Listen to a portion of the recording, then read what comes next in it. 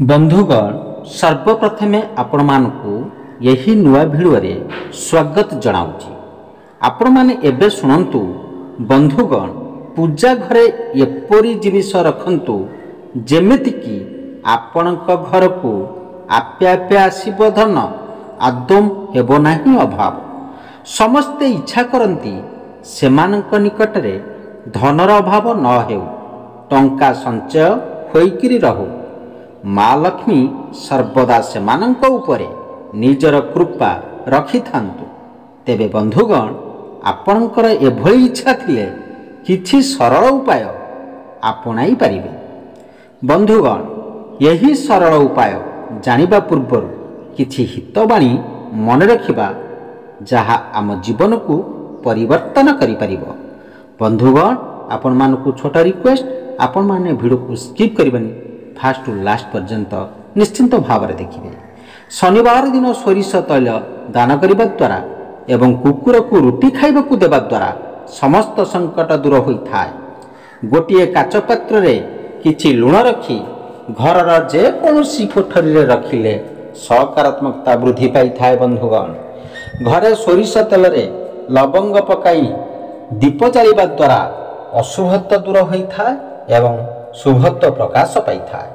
रविवार दिन गाई को रुटी खाइबा देवा द्वारा सूर्यदेव प्रसन्न होइथांती एवं निजर वांछित फल प्राप्त करिथांती। रविवार दिन गरीब एवं असहाय व्यक्ति को साहाय्य करिबा द्वारा सूर्यदेव प्रसन्न होइथांती एवं मनस्कामना पूर्ण करिथांती। रविवार दिन तेल लुण सेवन करिबा उचित नुहे एवं रविवार दिन मद मांस खाइबा अशुभ होता है।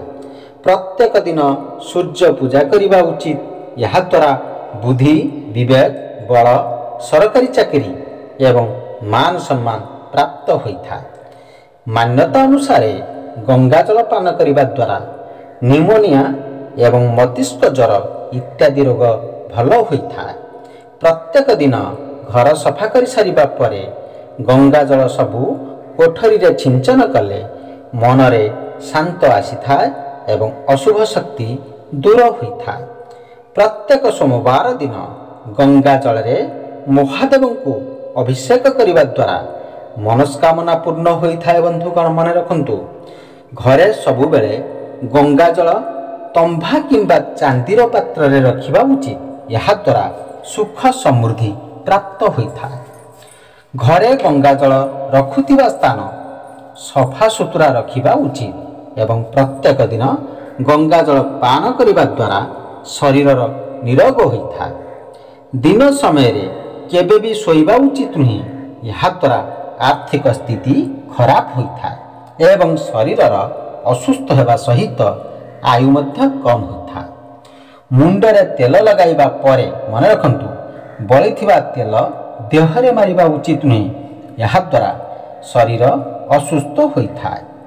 केबे भी बाम हाथ रे पानी पीबा उचित नुहे किंबा निवस्त्र होई सोइबा किंबा गाधोइबा उचित नुहे। यह द्वारा धनहानि एवं पारंपरिक समस्या मध्य देखा देव। केबे भी निज मुंड को दुई हाथ रे कुंडाइबा उचित नुहे। यह द्वारा अशुभत्व वृद्धि होता है। बसिला बेले किंबा सोइला बेले केबे भी गोड़ उपरे गोड़ रखिबा उचित नुहे। यह द्वारा धन एवं आयु कम होता है। बंधुगण ये पर्यंत वीडियो को लाइक जदि करि नाहंती वीडियो को लाइक कर दियंतु एवं चैनल रे नुआ थिले चैनल को सब्सक्राइब कर दियंतु। मनुष्य शरीर रे 70 भाग पानी होता है। तेबे अधिक पानी पीबा द्वारा शरीर सुस्थ रहिबा सहित अनेक रोग दूर हेबार साहाय्य करिथाए। स्वच्छ पानी पीबा द्वारा गंठी जगार चिक्कणत्व रही था जहा फल गंठी दरज कम करिथाए। गला जदि दरज हुए किंबा संक्रमित होता है तेबे उषुम पानी पीबा द्वारा ताहा दूर हेबार साहाय्य करे।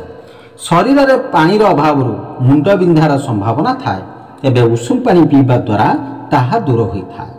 स्वच्छ पानी पीबा द्वारा एसिडिटी समस्या दूर हेबारे साहाय्य करे एवं पेट सफा रखी था। जदि कौन समय रे मन बहुत विचलित हुए ତେବେ ସ୍ୱଚ୍ଛ ପାଣି ପିଇବା ଦ୍ୱାରା ତାହା ଦୂର ହେବାର ସାହାଯ୍ୟ କରିଥାଏ। ଉଷୁମ ପାଣି ପିଇବା ଦ୍ୱାରା ଶରୀରରୁ ରାସାୟନିକ ପଦାର୍ଥ ବାହାରି ଯାଇଥାଏ ଏବଂ ରୋଗ ପ୍ରତିରୋଧକ ଶକ୍ତି ଠିକ୍ ରହିଥାଏ।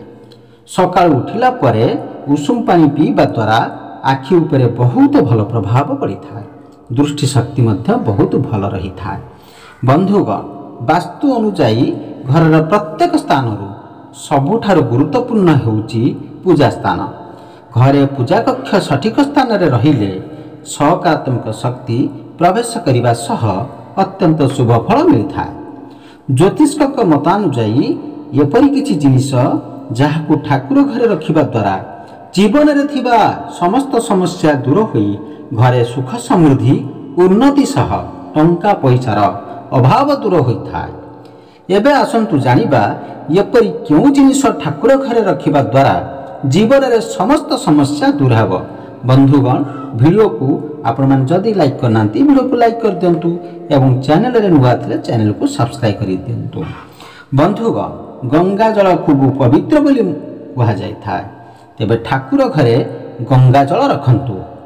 ଠାକୁର ଘରେ ଗଙ୍ଗା ଜଳ ରଖିବା ଦ୍ୱାରା ଓ ଏହାକୁ ଘରେ ସିଞ୍ଚନ କରିବା ଦ୍ୱାରା ଖୁବ୍ ଶୁଭ ଫଳ ପ୍ରାପ୍ତ ହୋଇଥାଏ। ନକାରାତ୍ମକ ଶକ୍ତି ମଧ୍ୟ ଦୂର ହୋଇଥାଏ। ଠାକୁର ଘରେ ଶଙ୍ଖ ରଖି ପୂଜା କରିବା ଦ୍ୱାରା ଖୁବ୍ ଲାଭ ମିଳିଥାଏ।